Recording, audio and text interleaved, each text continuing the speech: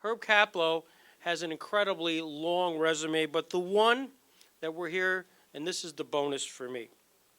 I mentioned the fact that we have the transcripts.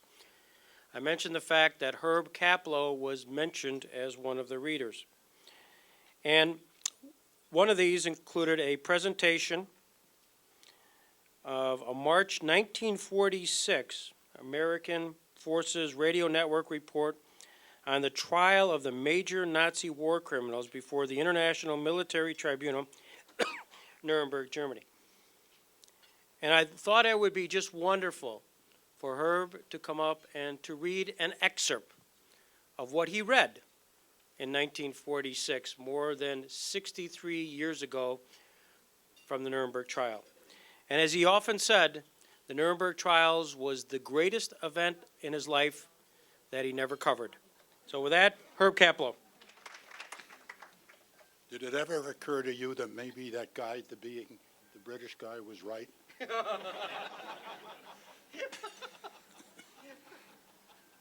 Well, I'll give you these 5 stories. Actually, I have 4. And they're not all together, but you'll get the sense of it. It's written by Harold Burson, who I guess he thinks it's the greatest thing that ever happened to me. And, well, I do too. But I mean, there are a few other things, but in journalism, it really was. I think that maybe in all the stories I've had over about 400 years, 40 years, I probably had 900, 800 stories of all sorts everywhere. But as I told him recently, I said, you know, I had all these big stories, really big, but the biggest of all was Nuremberg. I was just five days there. That was the biggest story, and very many reporters who had the same experience as I did agree that was their biggest story, even though in my case it was five days. But anyway, so let's get on, and I hope I can get you. These are not all in order and everything, but you'll get some sense of the kinds of stories that were being treated by reporters in that 5 days here. First we have Ribbentrop in the witness box today was hardly the same oily person we saw in the newsreels in the late 30s when he overlorded the German Foreign Office in Berlin and threw around the weight of a newly rearmed Reich in most of the European capitals. Can you hear it, everybody? Now Ribbentrop is seen as an aged, fidgety old man who rumbles with his horn-rimmed glasses and grasps frequently at his earphones. His hair is thinning and very gray, and his once immaculate appearance has frayed into a loosely fitting brown suit that makes him look more like a fellow who ran a corner grocery store than one whose international intrigues helped set the political stage for World War II.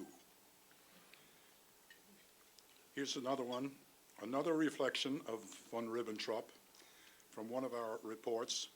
When he was with Hitler, Ribbentrop became Hitler's tool, and he followed him blindly. My report went on, Ribbentrop was not a typical Nazi. Somebody asked, Goering a typical Nazi? No, the witness replied. Looking at Goering in the prisoner's dock as he spoke, Goering was a personality of a particular type. He was not like a typical Nazi in his habits.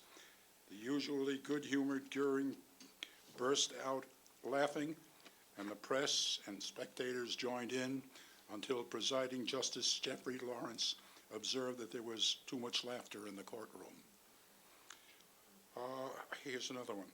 The hollow-cheeked Nazi who sits like a scarecrow and walks like a stiff-jointed, mechanical Frankenstein burst forth with a surprise today that seemed extremely unusual, even for a man who's had special talents for the unusual since his historic flight to England in May 1941.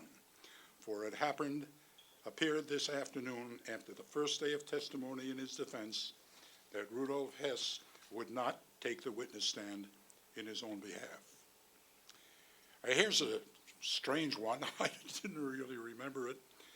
The 4 months that have passed since the trial began in Nuremberg on November 3rd have made a whale of a difference to the American GIs on duty in the Palace of Justice.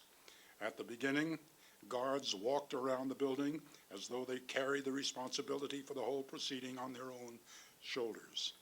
Now it's just more guard duty, the usual 2 on and 4 off. And since the weather's warm again, most men will tell you they'd rather pull their shifts outside than inside, something that wasn't so back in January and February.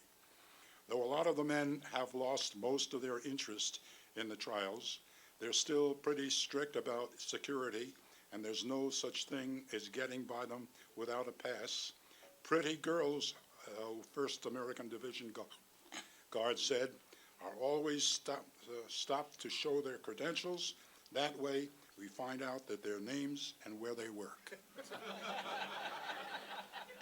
Anyway, it was, as I said, my big story, despite there might be 1,000 there of all great stories. Thank you all.